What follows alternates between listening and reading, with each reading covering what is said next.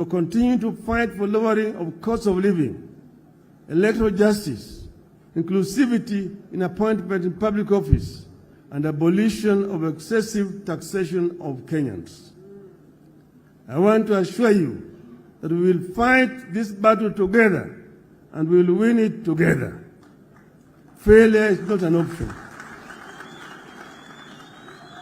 Failure is not an option.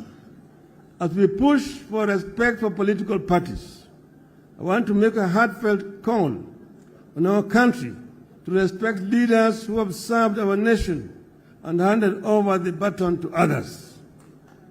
In the recent months, you have seen very uncouth, very primitive, and unwarranted attacks on the person and property of His Excellency Uhuru Kenyatta and his family, including the founding president, Mr. Jomo Kenyatta.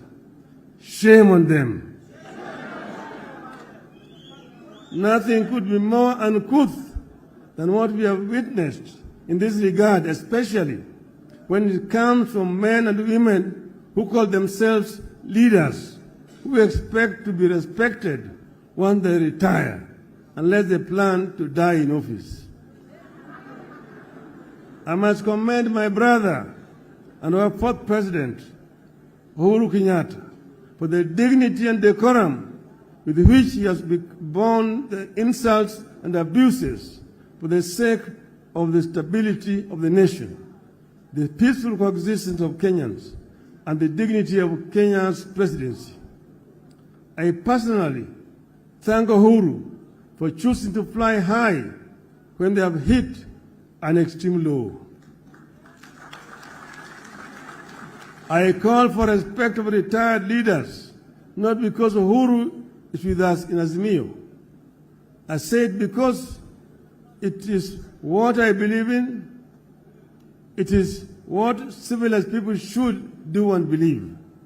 It is what happens in civilized nations. Kenyans will recall that when NAC took power in 2002 and excited cabinet ministers bayed for the blood of the then retired President Daniel Arap Moi, I said no. I said no to the intended frustration of a man who had held various leadership positions right from before independence, ending up as our president for 24 years. As I said when we launched Azimio in Nakuru on 16th of August 2021, you must cleanse this land of the spirit of anger and bitterness, revenge and entitlement that the presidency continues to ooze. You must also build electoral systems that are resilient, transparent, accountable, and respect the wishes of the voters as expressed at the ballot. You believe that when leaders and governments lack popular support, as is presently the case, accountability, empathy, democracy, and good governance cannot be expected, and the nation cannot move forward. This is the tragedy that afflicts this country today. It is the reason enough for that well-known primitive voice in Kenya Kwanza to stop losing sleep over an imaginary handshake.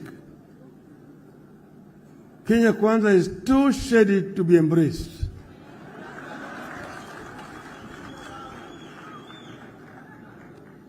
That is why we have agreed to give dialogue a chance.